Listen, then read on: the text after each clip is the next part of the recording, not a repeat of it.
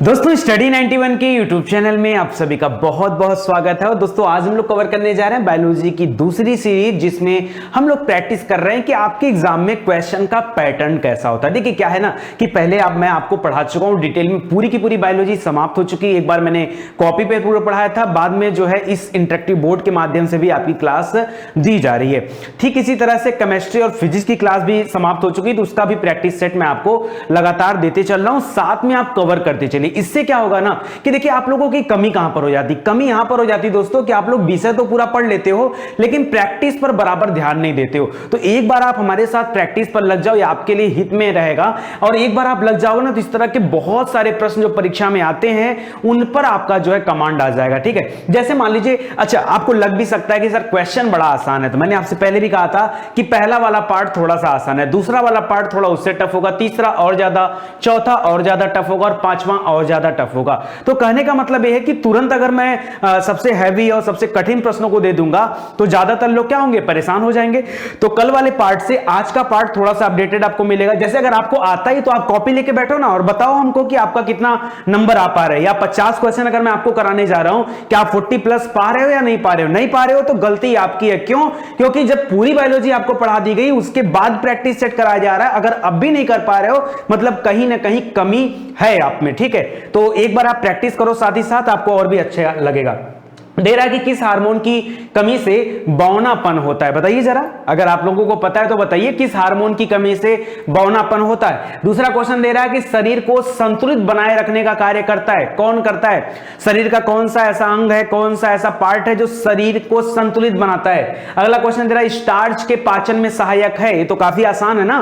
फिर बताओ आप इसका उत्तर कि स्टार्च के पाचन में कौन सहायक होता है, कौन सा हेल्पफुल होता है? मलेरिया का कारक जो प्रोटोजोआ है, जरा उसका नाम बता के दिखाओ। ठीक है, या फिर अंडाशय से बनने वाले फल को क्या कहा जाता है? या मैं आपसे पूछ देता कि आप सत्य फल और झूठा फल के बारे में आप क्या जानते हो, तो बताइए जरा आप हमें। या फिर शरीर में कार्बोहाइड्रेट का जो संग्रह होता है किस रूप में होता है? इस तरह के बहुत सारे प्रश्न हैं जो आपके मन में चलते रहते हैं और आपकी परीक्षा में आते रहते हैं। आज मैं डिटेल से इसी चैप्टर को कराने वाला हूं। तो ये सवाल जवाब का एक क्लास चल रहा है आपका, जिसमें सवाल हमारे होते हैं और जवाब आपके होते हैं। तो जल्दी से आप कमेंट में जवाब देना शुरू करिए। ठीक है, स्टार्ट करते हैं। एक बात और याद रखिए, स्टडी 91 का एप्लीकेशन भी आ चुका है। अगर आपने एप्लीकेशन नहीं डाउनलोड किया है तो सिर्फ एक बार ट्रायल कर लीजिए, जाकर के एप्लीकेशन को डाउनलोड कर लीजिए और उसमें जाकर देखिए मैंने क्या कुछ नहीं दिया है। शायद ही आपको पूरे इंडिया में, इसमें कोई घमंड वाली बात नहीं है क्योंकि मैं काम किया हूं दिन रात, इसलिए मैं आपको बता रहा हूं कि शायद ही आपको पूरे इंडिया में इस तरह का एप्लीकेशन मिले, वो भी फ्री ऑफ कॉस्ट। ठीक है,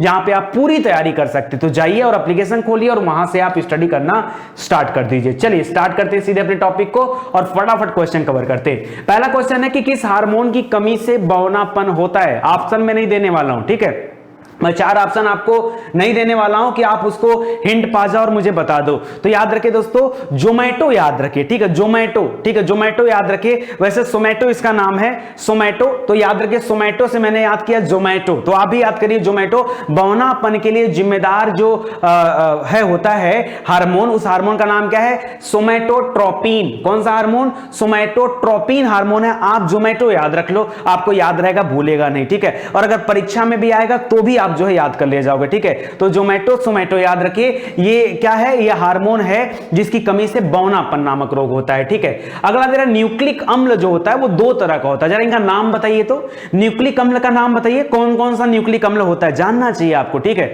दोस्तों, एक आपने नाम सुना होगा डीएनए और आरएनए का। किसका नाम? डीएनए। डीएनए को कहा जाता है डीऑक्सी राइबोज न्यूक्लिक एसिड, वही तो न्यूक्लिक एसिड है, यही तो न्यूक्लिक अम्ल, अम्ल को एसिड बोलते हैं ना। तो डीऑक्सीराइबोज न्यूक्लिक एसिड, उसी तरह से आरएनए का फुल फॉर्म होता है कि राइबोज न्यूक्लिक एसिड। ठीक है, तो याद रखिए डीएनए और आरएनए यही 2 इसके पार्ट होते हैं, इसको आप ध्यान रखिएगा, परीक्षा में पूछा जाता है। अगला क्वेश्चन देखिए, अगला क्वेश्चन देखते हैं। कह रहा हेपेटाइटिस एक रोग है। हेपेटाइटिस के बारे में सुना है ना? हेपेटाइटिस रोग के बारे में आप 2-3 लाइन बताइए जरा सा फटाफट। तो सर हेपेटाइटिस तो नहीं सुना है, हेपेटाइटिस बी सुना है मैंने, ठीक है, उसका टीका लगता है हेपेटाइटिस बी का। अच्छा छोड़ो, आप जरा बताओ हेपेटाइटिस बी में होता क्या है। दोस्तों हेपेटाइटिस बी जिसको होता है ना, उसका लीवर डैमेज हो जाता है, उसका लीवर क्या होता है, डैमेज, ठीक है, यानी वो आपको परेशान करने लगता है आपका लीवर को ही यकृत कहा जाता है। अच्छा और कौन सा रोग है जिसमें हमारा लीवर डैमेज होता है, तो याद रखिए पीलिया का नाम सुना है ना, जिसमें शरीर में बिलिरुबिन की मात्रा बढ़ जाती है, पीलिया जिसे हम कहते हैं, ठीक है, उसमें भी लीवर डैमेज हो जाता है, ठीक है। तो आप देखते होंगे जिनका लीवर डैमेज होता है उनके लिए एक दवा दी जाती है, आयुर्वेदिक दवा है Li52। वैसे मैं कहता हूं कि Li52 आप सभी लोगों को लेना चाहिए, कम से कम हफ्ते में एक दिन तो लेना ही चाहिए, ठीक है। क्यों? क्योंकि हम अनाप शनाप की चीजें खाते रहते हैं, संतुलित भोजन संतुलित आहार हमें नहीं मिल पाता, या फिर हम जो है अच्छा खराब भी खाते रहते हैं, कभी मार्केट से, कभी घर का, कभी बाहर का, तो बहुत सारी चीजें जो जाती रहती, तो हमारा लीवर कहीं ना कहीं डैमेज होता जाता है। हमें Li52 लेना चाहिए क्योंकि वो एक आयुर्वेदिक दवा है, इस वजह से आपके लिए नुकसानदायक भी नहीं है। खैर वो अलग बात है। तो यहां पर उसी तरह से हेपेटाइटिस रोग है, इसमें भी जो है लीवर डैमेज हो जाता है, तो याद रखिए उसके ऊपर पूरा फैट आ जाता है और फिर डॉक्टर कहते हैं भाई आप कुछ भी खाओ, फैट वाला आइटम तो बिल्कुल मत लेना। जैसे ही आपने फैट वाला आइटम लिया आप परेशान हो जाओगे, ठीक है। हेपेटाइटिस, तो इसको याद रखेगा, यह यकृत से संबंधित रोग है, ऐसे ही पूछता है परीक्षा में, इससे ज्यादा आपसे नहीं पूछता है कुछ, ठीक है। आगे देखिए, कह रहा है रंग वर्णांधता में मनुष्य किस रंग की पहचान नहीं कर पाता है। वर्णांधता जानते हैं ना, वर्णांधता जो होता है दोस्तों याद रखिए एक अनुवांशिक विकार है, एक अनुवांशिक रोग है, ठीक है। यानी आपके माता पिता को था तो बच्चे में आना ही आना है, अनुवांशिक रोग है वर्णांधता, ठीक है। इसको कलर ब्लाइंडनेस भी कहा जाता है, इंग्लिश में इसको क्या बोला जाता है, कलर ब्लाइंडनेस भी कहा जाता है। इसमें व्यक्ति दो रंगों की पहचान नहीं कर पाता है, ठीक है।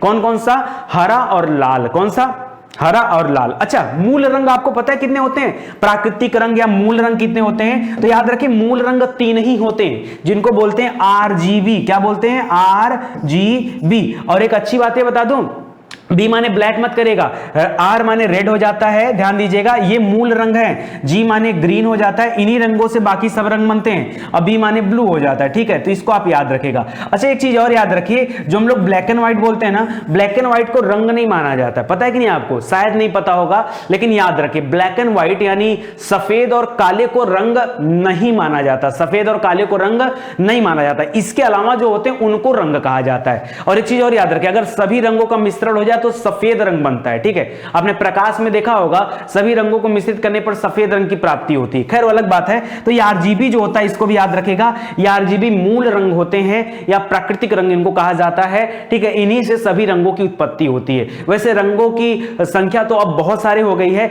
लेकिन शुरुआत में 7 माना जाता है। 7 रंग होते हैं जिनको विबग्योर के नाम से दिखाया जाता है। क्या दिखाया जाता है, विबग्योर। यहां पर V मतलब वायलेट रंग होता है, I मतलब इंडिगो रंग होता है, B माने ब्लू रंग होता है, G माने ग्रीन होता है, Y माने येलो होता है, O मींस ऑरेंज होता है और R मींस रेड होता है। इसको आप लोग याद रखिएगा, ठीक है। तो वर्णांधता में व्यक्ति लाल और हरे में जो है फर्क नहीं कर पाता है, तो इसको आप लोग ध्यान दीजिएगा। चलिए अगले प्रश्न में बढ़ते हैं।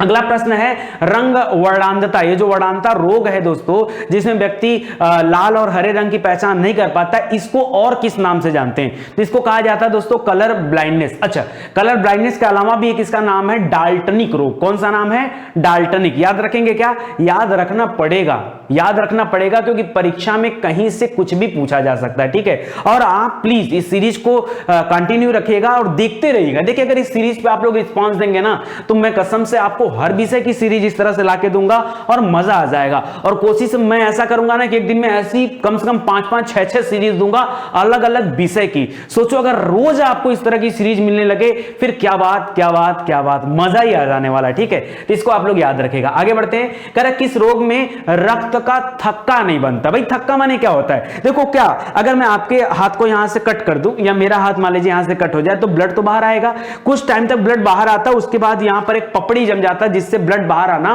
बंद हो जाता है। आपने देखा होगा, कभी आपको चोट लगा होगा तो पपड़ी बन जाता है। तो ये होता है रक्त का थक्का बनना। जैसे ही शरीर से बाहर रक्त जाने लगता है, कुछ समय तो रक्त जो है बाहर आता है, लेकिन कुछ समय बाद वहां पर क्या हो जाता है, एक लेयर बन जाती है जिसे हम कहते हैं रक्त का थक्का बनना। लेकिन ऐसा भी रोग होता है जिसमें शरीर से बाहर यदि ब्लड आता है तो थक्का बनता ही नहीं है। और ये सर गजब की बात कर दिया, मतलब अगर किसी व्यक्ति को चोट लग जाए और थक्का ना बने तो सारा ब्लड बाहर चला जाएगा, सारा ब्लड बाहर चला जाएगा और व्यक्ति की मृत्यु हो जाएगी। और इस इतना खतरनाक रोग है, हाँ इतना खतरनाक रोग है। तो याद रखिएगा रक्त का थक्का नहीं बनता है। किसमें? याद रखिए एक रोग है, क्या नाम है? हीमोफीलिया। क्या नाम है? हीमोफीलिया। हीमोफीलिया रोग में रक्त का थक्का नहीं बनता। मोस्ट इंपॉर्टेंट क्वेश्चन है, इसको आप लोग याद रखेंगे, ठीक है? रक्त का थक्का। अच्छा, आपने सुना होगा दोस्तों रक्त का थक्का बनाने के लिए एक विटामिन भी जिम्मेदार होता है, ठीक है? एक विटामिन जिम्मेदार होता है, उसका नाम बताइए जरा, ठीक है? ये भी उसी से रिलेटेड प्रश्न है। देखिए मैं तो आपको डिटेल में पढ़ा रहा हूं ना, तो जितने प्रश्न बन सकते हैं उन सभी प्रश्नों के बारे में बताऊंगा। तो याद रखिए अगर थक्का की बात आ जाए तो इसी से संबंधित होता है विटामिन के, ठीक है? याद कैसे रखेंगे? अगर थक्का को मैं इंग्लिश में लिखूं THA के, ठीक है? तो थक्का देखिए के यहां पर लिखा है, तो याद रखेगा के यानी विटामिन के जो होता है उसकी कमी होती है तो व्यक्ति के शरीर में रक्त का थक्का नहीं बनता है। अच्छा सर एक बात बताइए, शरीर से जो ब्लड बाहर आता है थक्का वही का बनता है। थक्का अगर शरीर के अंदर बन जाए तो अरे व्यक्ति की तत्काल मृत्यु हो जाएगी। थक्का शरीर के अंदर थोड़ी बनेगा, शरीर के अंदर तो ब्लड लिक्विड फॉर्मेट में है ना, ठीक है? वो आरबीसी उसको लेके जा रहा है, ऑक्सीजन आपकी हर एक कोशिकाओं तक पहुंच रहा है, तभी तो आप जीवित हो। नहीं तो अगर अंदर का ब्लड थक्का बन गया तब तो मरने से कोई रोक नहीं सकता है, ठीक है? तो याद रखेगा। तो यहां पर आपको ध्यान देना है कि अंदर थक्का नहीं बनता है। अच्छा एक चीज और आपको पूछ सकता है परीक्षा में कि जो हमारे शरीर के अंदर का जो ब्लड है वो लिक्विड में रहता है, क्या वहां पर भी कुछ खास बातें होती हैं? तो वहां पर एक विशेष प्रोटीन पाया जाता है जिसका नाम है हिपेरिन। क्या है? हिपेरिन नाम है। हिपेरिन नाम के प्रोटीन की वजह से ही याद रखिए शरीर के अंदर जो ब्लड होता है लिक्विड फॉर्मेट में रहता है और थक्का नहीं बनता है, ठीक है? तो हिपेरिन का भी नाम याद रखेगा और यहां कौन सा रोग है उसका नाम भी याद रखेगा, हीमोफीलिया। विटामिन का भी नाम याद रखेगा, ठीक है? इतनी बातें याद रखना पड़ेगा। ये नाम का 50 क्वेश्चन है। अगर हर क्वेश्चन का आप डिस्क्रिप्शन देखेंगे ना तो हर एक दो क्वेश्चन में जो है आपको 2-3 क्वेश्चन एक्स्ट्रा मिलते हैं। तो अपने आप में शतक हम लोग कर रहे हैं कंप्लीट, शतक कंप्लीट कर रहे हैं, ठीक है? ध्यान दीजिएगा। कर बच्चों में प्रोटीन की कमी से कौन सा रोग होता है? छोटे बच्चों में प्रोटीन की कमी से कौन सा रोग होता है? 2 रोग होते हैं। प्रोटीन की कमी से 2 रोग होते हैं। तो याद रखेगा एक रोग का नाम है क्वासियोकर, अभी लिखेगा यहां पे खुद ही क्वासियोकर। एक रोग है मैरास्मस। क्या नाम है? क्वासियोकर और मैरास्मस 2 रोग होता है अगर बच्चे प्रोटीन नहीं लेते। अच्छा सबसे ज्यादा प्रोटीन किस में पाया जाता है? अच्छा प्रोटीन के लिए हम भारतीय सबसे ज्यादा डिपेंड होते हैं दाल पर। किस पे? दाल पर। अच्छा कौन सी दाल? अरहर की दाल पर। आप सभी के घर में बनती है। अच्छा दाल के प्रोडक्शन में पहला स्थान किसका है या दलहनी फसलों में? तो याद रखिए मध्य प्रदेश का पहला स्थान है। इंडियन ज्योग्राफी आ गया, तो इसको भी आप लोग जो है ध्यान दीजिएगा। अच्छा दाल के जहां फसल लगी होती है उनको नाइट्रोजन की जरूरत होती है क्योंकि डायरेक्ट वो नाइट्रोजन ले नहीं सकते हैं। तो यहां पर राइजोबियम नाम का एक बैक्टीरिया पाया जाता है जो नाइट्रोजन वायुमंडल से लेकर के उसको नाइट्रेट में बदल दे करके पौधों की जड़ों तक पहुंचाता है, ठीक है? उसको भी आप याद रखिएगा, ठीक है? तो यहां पर क्या हो जाएगा? क्वासियोकर और मैरास्मस रोग हो जाएगा। और व्यक्ति या बच्चा अगर संतुलित आहार नहीं लेता है तो उसे कुपोषण हो जाता है। संतुलित आहार अगर नहीं लेगा तो उसे कुपोषण हो जाता है, या अगर वो कुछ खाए ना तो कुपोषित हो जाता है, ठीक है? उसको भी याद रखिएगा। शरीर को संतुलित बनाए रखने का कार्य करता है। कल ही मैंने बताया था आपके चलने फिरने के लिए सबसे जिम्मेदार कौन होता है? सेरिबेलम होता है, ठीक है? आपके मस्तिष्क में एक जगह होता है, एक होता है सेरिब्रम, एक होता है सेरिबेलम। तो ब्रह्म में ब्रेन से संबंधित होता है, ठीक है? उसमें कैलकुलेशन वगैरह आते हैं। और अगर मैं इसकी बात करूं तो सेरिबेलम होता है, ठीक है? जो आपके शरीर के लिए जिम्मेदार होता है संतुलित अवस्था में चलने के लिए, दौड़ने के लिए, भागने के लिए, उठने बैठने के लिए। कौन जिम्मेदार होता है? सेरिबेलम। कल मैंने बताया था कि बेलन को ऐसे खड़ा करिए तो याद रखिए संतुलित अवस्था में खड़ा होता है, तो यहां पर भी सेरिबेलम याद रखेगा, ठीक है? काफी इंपॉर्टेंट क्वेश्चन है इसलिए कल वाला क्वेश्चन मैंने यहां पे डाल दिया, ठीक है? चलिए आगे बढ़ते हैं दोस्तों। रक्तदाब की माप किस यंत्र से किया जाता है? अलग अलग करिए जरा। रक्त माने क्या होता है? ब्लड। दाब माने क्या होता है? प्रेशर। यानी आपने ब्लड प्रेशर का नाम सुना होगा, यही ब्लड प्रेशर को हिंदी में रक्तदाब लिखा गया है। तो जब किसी का बीपी, ब्लड प्रेशर को शॉर्टकट में बीपी कहा जाता है, तो या तो बीपी लो होता है या तो बीपी हाई होता है। इन दोनों कंडीशन में आपने देखा होगा कि यहां पर एक जो है पट्टा लगाया जाता है और डॉक्टर के पास जाते हैं तो क्या करता है? एक जो है मशीन होती है, ठीक है? और उससे जो है इनकी जांच की जाती है कि इनकी बीपी जो है बढ़ी है या घटी है। तो पता कैसे चलता है दोस्तों, एक्चुअली में यहां पर जो है आपके हाथ की जो नस गई है, उस नस के अंदर जो ब्लड का फ्लो है, ठीक है, वो ठीक ढंग से है कि नहीं, उसका पता लगाया जाता है। तो उस मशीन का नाम आपको बताना है, उसका नाम क्या है, स्फिग्मैनोमीटर। क्या नाम है, स्फिग्मैनोमीटर। तो यहां क्या हो जाएगा, स्फिग्मैनोमीटर, ये रक्त दाब की माप करता है। तो इसको आप लोग ध्यान दीजिएगा। दूध में उपस्थित प्रोटीन है, दूध में उपस्थित प्रोटीन का नाम बताइए। तो याद रखिए कैरोटीन नाम का प्रोटीन पाया जाता है, ठीक है, कौन सा, अच्छा केसिन नाम का प्रोटीन भी होता है, कैरोटीन नाम का भी प्रोटीन होता है। याद कैसे करेंगे, देखिए कभी आपसे पूछता है कि दूध में पीलापन के लिए कौन जिम्मेदार है, ठीक है, तो याद रखिए पीलापन के लिए कैरोटीन जिम्मेदार है। दूध के सफेदी के लिए कौन जिम्मेदार होता है, दूध के सफेदी के लिए केसिन जिम्मेदार होता है। दूध को पचाता कौन है, तो दूध को पचाता है रेनिन नाम का एक एंजाइम होता है, रेनिन। तो क्या क्या मैंने होता है, कैरोटीन और केसिन और रेनिन, ठीक है, इन तीनों को याद रखेगा, तीनों इंपॉर्टेंट है, ठीक है। तो बच्चों में याद रखिए दूध किससे पचता है, रेनिन नाम का एक प्रोटीन पाया जाता है जो दूध के पाचन में सहायक होता है। तो इसको भी आप लोग याद रखेगा। मृत आरबीसी नष्ट होता है, मैंने बताया था कि आरबीसी का कार्यकाल कितना होता है, सिर्फ 120 दिन का होता है। आरबीसी मतलब क्या बताइए, रेड ब्लड सेल्स, ठीक है, याद रखेगा। तो आरबीसी जाकर मरते कहां पर हैं, ठीक है, तो याद रखें दोस्तों इनका स्थान जो होता है वो होता है यकृत, लीवर, ठीक है, याद रखें वहीं पर भक्षी कोशिकाएं होती हैं और वहीं पर इनकी डेथ होती है, ठीक है। कर मानव शरीर की दूसरी सबसे बड़ी ग्रंथि बताइए, ठीक है, जल्दी से बताइए मानव शरीर की दूसरी सबसे बड़ी ग्रंथि। वैसे सबसे बड़ी ग्रंथि अगर पूछे तो जो है, अच्छा एक तो होता है सेकंड नंबर पे आ जाएगा, तो अग्न्याशय यानी पैंक्रियाज जो नंबर 2 पर आता है, या फिर यकृत पहले नंबर पे आता है, ठीक है, तो याद रखेगा पैंक्रियाज, ठीक है, यह अंतःस्रावी और बाह्यस्रावी दोनों में इसका नाम आता है, पैंक्रियाज का नाम, ठीक है।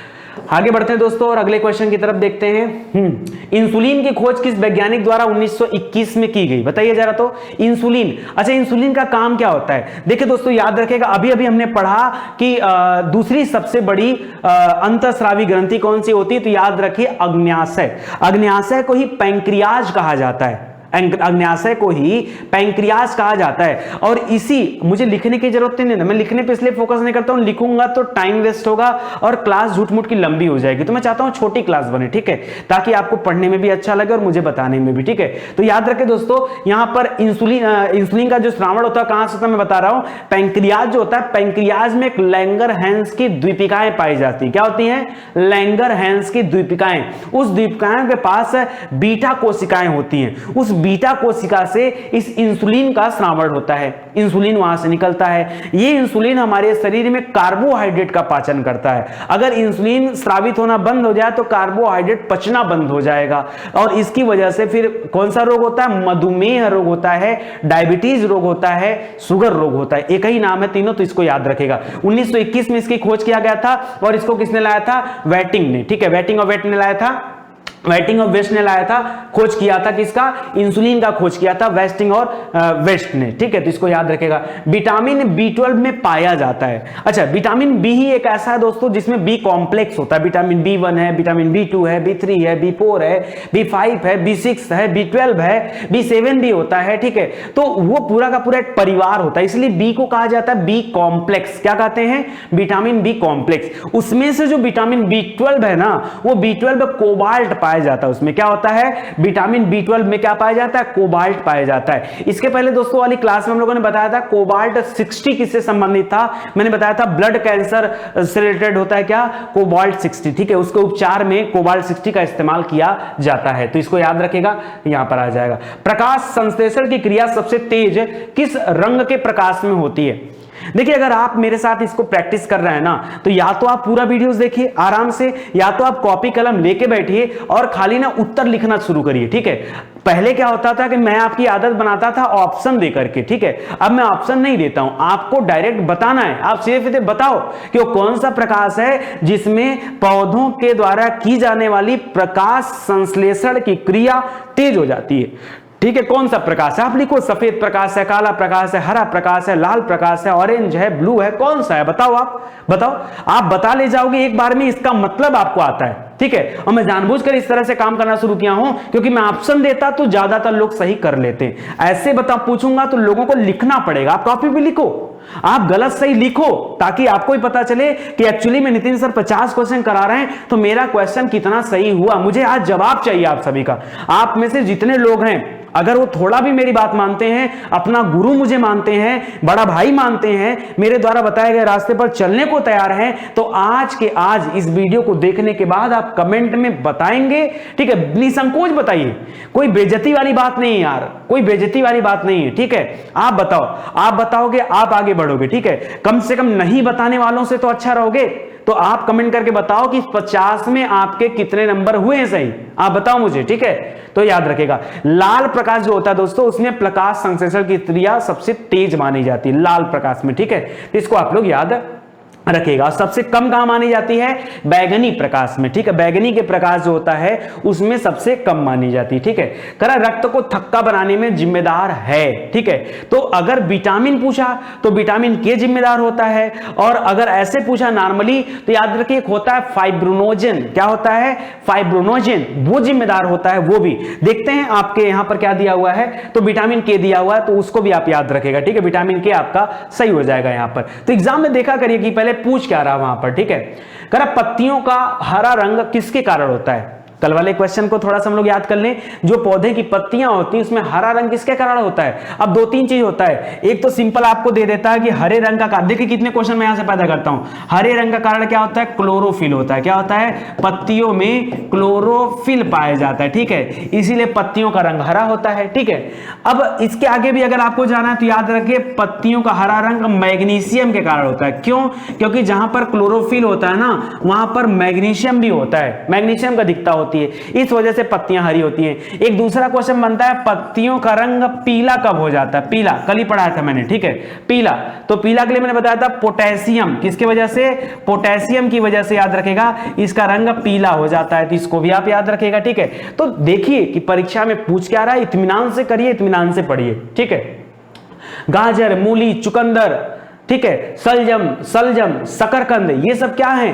तो याद रखें दोस्तों, ये सब क्या है? जड़ में आते हैं। किस में आते हैं? गाजर वगैरह जड़ होता है, ठीक है, जिसको हम लोग खाते हैं वो जड़ होता है एक्चुअली में। गाजर, मूली सब क्या होते हैं? जड़ होता है। अरे वो मिट्टी के अंदर होता है, तभी तो उसके ऊपर जो है क्या निकला होता है? आप याद रखें पत्तियां निकली होती हैं बाहर। तो याद रखें, पहचानेंगे कैसे दोस्तों कि जड़ है कि नहीं? तो आप याद कर लीजिए। देखिए इसको रटने वाली बात नहीं, आपने अगर मूली देखा होगा तो मूली कुछ इस आकार में होता होगा, ठीक है। अब मूली के ऊपर ऐसे पत्तियां होती हैं। अब ये पत्तियां जहां पर यहां पर अगर किसी चीज के ऊपर गांठ बना हुआ है ना, और पत्तियों का खास करके गांठ है, तो याद रखिए वो चीज किस में आ जाएगी?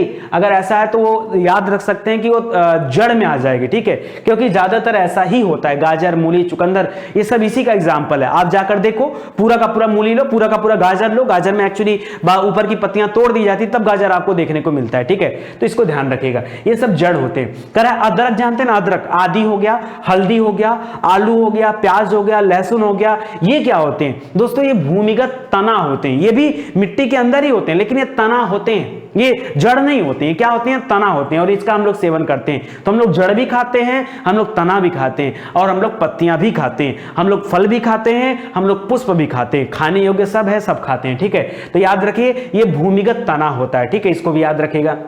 आगे बढ़ते हैं। स्टार्च के पाचन में सहायक होता है। भाई स्टार्च का पाचन कैसे होता है? स्टार्च होता है ना, उसका पाचन कौन करता है? तो उसका पाचन करता है लार, ठीक है, लार करता है स्टार्च का पाचन। इसको भी याद रखेगा, काफी इंपॉर्टेंट है, ठीक है। आगे बढ़ते हैं। टाइलिन जो होता है वो हमारे मुख में होता है, ठीक है, सबसे पहले वही लार है। मलेरिया का कारक प्रोटोजोआ संबंधित है। अच्छा बताइए, मलेरिया का टीका किसने विकसित किया था? जल्दी बताइए, मैं कहीं से कुछ भी पूछ सकता हूं, कोई ये नहीं है, ठीक है।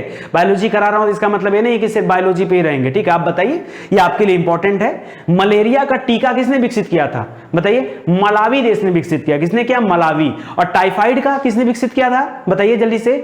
टाइफाइड का टाइफिस कौन? पाकिस्तान। तो याद रखें पाकिस्तान आ जाएगा, ठीक है। यहां पर याद रखें मलेरिया का जो प्रोटोजोआ लिख रहा है, एनाफिलीज मच्छर का नाम सुना होगा, वो होता है, ठीक है। तो मादा एनाफिलीज जो है वो सॉरी ये अलग पूछ रहा है। ये प्रोटोजोआ का नाम पूछ रहा है, तो उसपे प्लाज्मोडियम पाया जाता है, वो इसका वाहक होता है, ठीक है। ये तो जो मच्छर होते हैं तो वाहक हो गए, मादा एनाफिलीज उसका वाहक है, मतलब उसी के ऊपर बैठ करके सफर करता है। और इसका नाम क्या है? इस प्रोटोजोआ का नाम आपसे पूछ रहा है तो प्लाज्मोडियम याद रखेगा, ठीक है। तो देखिएगा क्या पूछा, वाहक शब्द लगा होता तो फिर उत्तर अलग कर दीजिएगा। कह रहा मलेरिया रोग का संक्रमण किस मच्छर के काटने से होता है? वही मच्छर इसका वाहक होता है, बैठा के लेके जाता है, ठीक है, तो वाहक होता है। तो याद रखिए इसका वाहक है मादा एनाफिलीज मच्छर, ठीक है। अब प्लाज्मोडियम क्या है दोस्तों? तो याद रखिए वो प्रोटोजोआ है, उसका नाम है, ठीक है। श्वेत रक्तकण प्रभावित होता है किसमें, जो WBC होता है वो किसमें प्रभावित होता है, अगर किसी व्यक्ति को एड्स हो गया है उसमें सबसे ज्यादा प्रभावित होता है WBC, ठीक है, WBC। इसके अलावा पूछे अगर प्लेटलेट सबसे ज्यादा किसमें प्रभावित होता है या WBC और किसमें प्रभावित होता है, आपने डेंगू का नाम सुना होगा, जब किसी का डेंगू होता है ना तो उसका भी WBC घट जाता है, RBC भी घट जाता है, प्लेटलेट डाउन हो जाता है, तमाम दिक्कतें आती है। लेकिन इसके लिए सबसे ज्यादा जिम्मेदार होता है एड्स, मतलब एड्स जो है उसमें सबसे ज्यादा देखा जाता है, ठीक है, एड्स, ठीक है, तो याद रखिएगा, काफी इंपॉर्टेंट है। कह रहा छोटी माता का मुख्य कारक विषाणु है। छोटी माता आपने सुना होगा ना, या चेचक का नाम सुना होगा, ठीक है। छोटी माता, बड़ी माता होता है, शरीर पे फफूंदे पड़ जाते हैं और उनको घर में अलग रखा जाता है, ठीक है। सबसे अलग क्यों, क्योंकि वायरस से फैलने वाले रोग हैं, इनके नजदीक जो कोई जाएगा वो भी इसकी चपेट में आ जाएगा, ठीक है। वायरस है और वेरिओला इस वायरस का नाम है, ठीक है, तो याद रखेगा वेरिओला इस वायरस की वजह से ये छोटी माता का मुख्य कारक विषाणु है, ठीक है, तो उसको याद रखेगा। चलिए आगे बढ़ते हैं दोस्तों।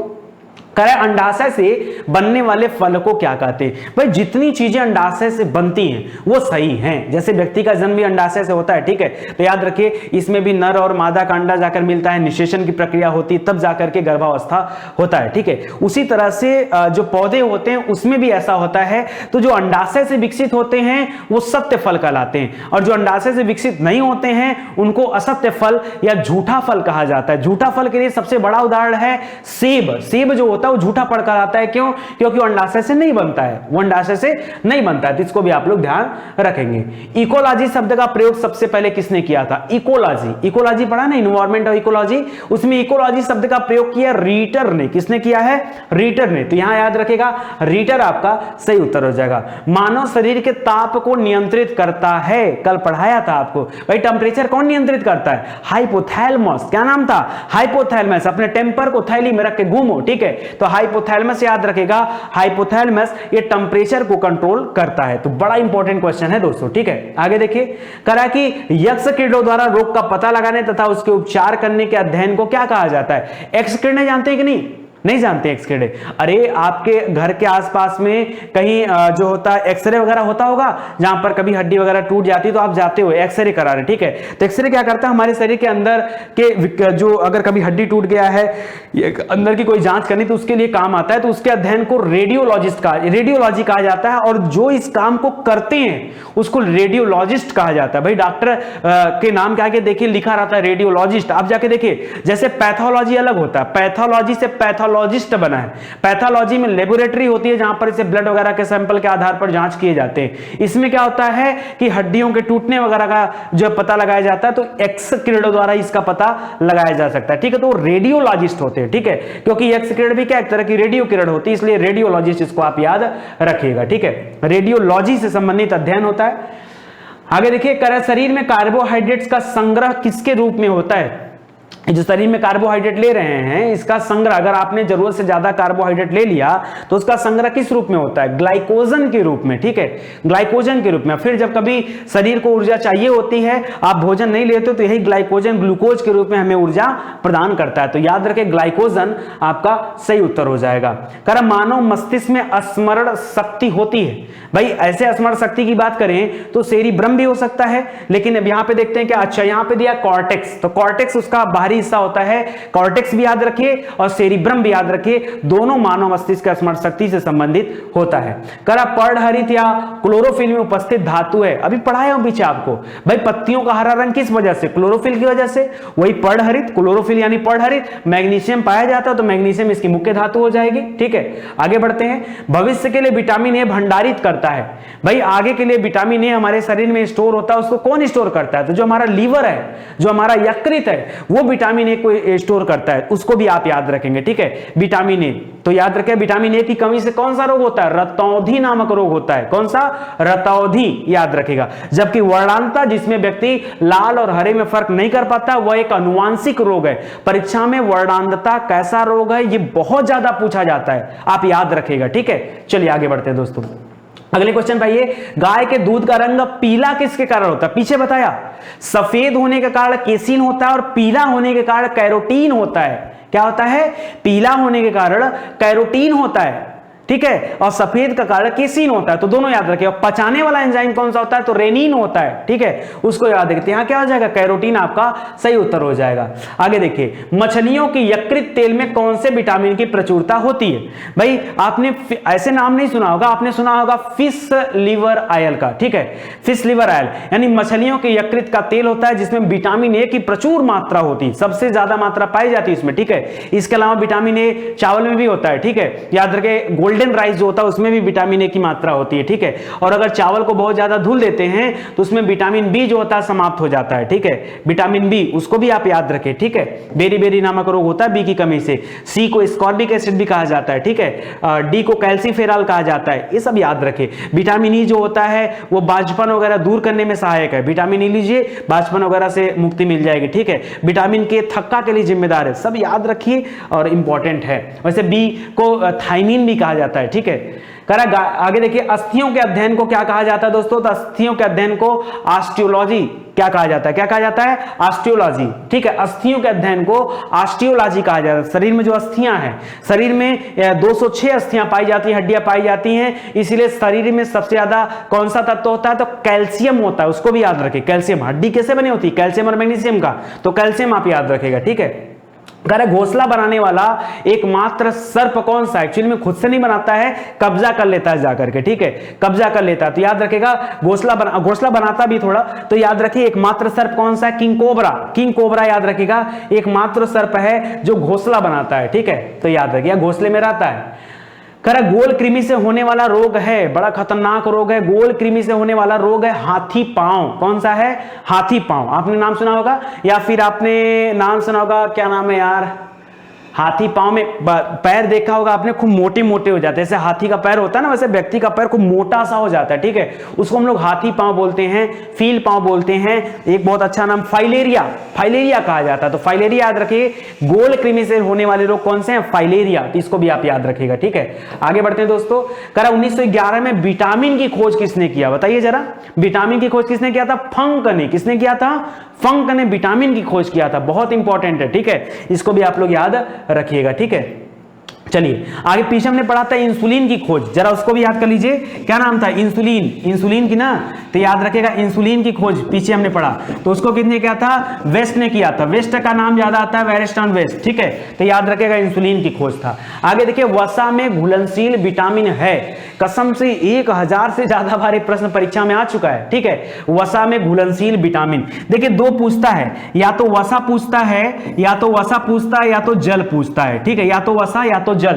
तो वसा में घुलनशील विटामिन है कीड़ा, क्या है, कीड़ा, कीड़ा, KEDA, वैसे आप ADEK लिख सकते हो लेकिन बड़ा आसान रहेगा, कीड़ा। अच्छा एक बात बताओ, अगर आप भूल भी गए ना, मैं आज ऐसा ट्रिक आपको देता हूं कि हमेशा के लिए याद हो जाएगा, ठीक है। वसा यानी मान सकते हो तेल, ठीक है, और जल माने पानी। अब पानी पर अगर किसी जीव को रख दोगे तो डूब जाता है, और तेल पर कुछ समय के लिए तैरता रहता है, वो मोटा होता है ना, लेयर होती है उस पर। तो याद रखिए कीड़ा जो है वो वसा यानी फैट पर तैरता रहता है। और BC में घुलनशील विटामिन कौन सा है, सॉरी जल में घुलनशील कौन सा है, तो विटामिन B और C। तो परीक्षा में क्या करता है, घुमा फिरा के पूछता है कि कौन सा विटामिन जल में घुलनशील है, तो क्या बताएंगे, विटामिन B और विटामिन C। ऐसे भी पूछता है उल्टा करके, कौन सा विटामिन जल में घुलनशील नहीं है, तब क्या बताएंगे भाई, कीड़ा, KEDA, ये चारों जल में घुलनशील नहीं है। तो नहीं है और हैं, ये दोनों आप क्लियर करके रखिएगा भैया, ठीक है, गलती मत करिएगा ना कराइएगा हमसे, ठीक है। मेरा काम है पढ़ाना, मैं आपको पढ़ा दे रहा हूं, ठीक है। बिलीव हो तो आप रुकिए और जो मैं कह रहा हूं उसको मानिए, क्योंकि अगर आप घूमते रहेंगे, देखिए पिछले 1-2 साल से क्लास चली स्टडी 91 पे, पिछले अगस्त से अगर मैं बात करूं तो अब तक में बहुत सारी क्लास गई, जब से इंटरेक्टिव बोर्ड आया तब से और भी ज्यादा बेहतर ढंग से क्लास जाने लगी है। तो अगर आप रेगुलर जुड़े होंगे तो आपके अंदर बहुत ज्यादा जो है इंप्रूवमेंट आया होगा। आप लोग कमेंट करके बताइए ताकि लोग जाने कि हाँ इंप्रूवमेंट आया है या नहीं आया है। और वीडियो मेरे भाई जरूर शेयर करिए, हाथ जोड़कर निवेदन है, ठीक है, क्योंकि हमारी कोई और अर्निंग नहीं है, यही एकमात्र यूट्यूब है, यही सहारा है। अगर आप हमारा साथ देंगे तो हम आगे और भी बेहतर कर पाएंगे और आपके लिए बेहतर कर रहे हैं, ठीक है। तो याद रखिए। आगे बढ़ते हैं दोस्तों, मसूड़ों द्वारा खून निकलना किस विटामिन की कमी के कारण होता है? तो मसूड़ों यानी दांत के मसूड़ों से खून आने लगता है, और पायरिया नामक रोग सुना होगा, वो दांतों में होता है, कीड़े लग जाते हैं। विटामिन सी स्कॉर्बिक एसिड होता है, उसमें होता है ऐसा, ठीक है, मसूड़ों से खून आना, ठीक है, तो इसको भी याद रखेगा आप। चलिए आगे बढ़ते हैं दोस्तों, करा हैजा की टीका का खोज किसने किया था? ये बड़ा अच्छा क्वेश्चन है। हैजे के टीके की खोज किया रॉबर्ट कोच ने। किसने किया? Robert Koch. सर आपने रॉबर्ट नाम से बहुत कुछ बता दिया। सर एक बार कंफ्यूजन दूर करिए, सुनिए, मैंने सबसे पहले आपको पढ़ाया कोशिका के बारे में, ध्यान दीजिए, क्योंकि यहां नहीं पढ़ेंगे ना तो आगे यही आपको कंफ्यूज करेगा और आपको परेशान करेगा। दूसरा मैंने पढ़ाया केंद्रक के बारे में, और तीसरा मैंने पढ़ाया हैजा के बारे में, ठीक है, हैजा के बारे में, और एक चौथा पढ़ाया था प्लासी का युद्ध पढ़ाया था हिस्ट्री में, ठीक है। ये 4 नाम है, तो चारों में सुनिए ध्यान से। मैं कोशिका में बताया आपको, अच्छा चारों के नाम में रॉबर्ट लगा हुआ है। देखिए संजोग देखिए, यहां भी रॉबर्ट है, यहां भी रॉबर्ट है, यहां भी रॉबर्ट है, और यहां भी रॉबर्ट है, ठीक है। अब बात आती है सर ये तो काफी इंटरेस्टिंग बात हो गया, तो मैं जानबूझकर ही दे रहा हूं आपको ताकि आपको कॉन्सेप्ट आपका क्लियर हो जाए। सुनिए ध्यान से, गलती होती है अगर आपसे पूछे कोशिका की खोज, तो याद रखिए रॉबर्ट के साथ लगा दीजिएगा हुक। कौन सा नाम है? हुक। कोशिका की खोज किया था रॉबर्ट हुक ने, हुक, ठीक है, याद रखेगा। केंद्रक की खोज किया था रॉबर्ट ब्राउन ने। किसने किया था? ब्राउन ने किया था, रॉबर्ट ब्राउन ने केंद्रक की खोज किया, ठीक है। हैजा की खोज किया रॉबर्ट कोच ने। किसने किया? रॉबर्ट कोच ने हैजा के बारे में बताया, ठीक है। और चौथा है रॉबर्ट क्लाइव। रॉबर्ट क्लाइव जो है वो लड़ाई किया था सिराजुद्दौला के साथ, ठीक है। मीर जाफर सिराजुद्दौला का सेनापति था और उसके धोखे की वजह से रॉबर्ट क्लाइव जीत गया, ठीक है। और यहीं से अंग्रेजों की जो सत्ता थी वो स्थापित हो गई, ठीक है। ये पहला चरण था अंग्रेजों के द्वारा जीता गया भारत में, ठीक है। तो याद रखेगा प्लासी का युद्ध 1757 ईस्वी में हुआ था, मतलब 250 साल से ज्यादा समय बीत चुका है इस लड़ाई को, ठीक है।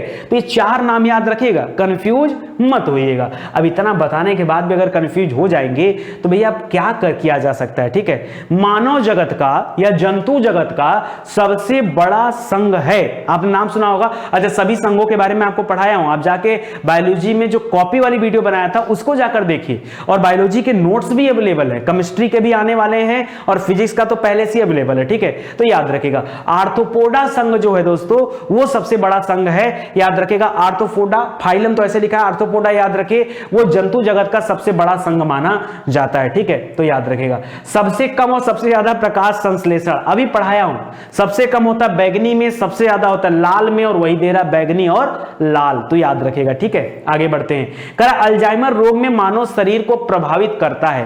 भाई ये अल्जाइमर रोग में क्या होता है? व्यक्ति की याददाश्त चली जाती है अल्जाइमर रोग में, ठीक है। आपने राजी मूवी देखा होगा, उसमें देखिए दिखाया है सीन, ठीक है। तो याद रखिए अल्जाइमर रोग होता है, ठीक है, उसमें व्यक्ति की याददाश्त चली जाती है, व्यक्ति को कुछ कम याद आने लगता है, ठीक है।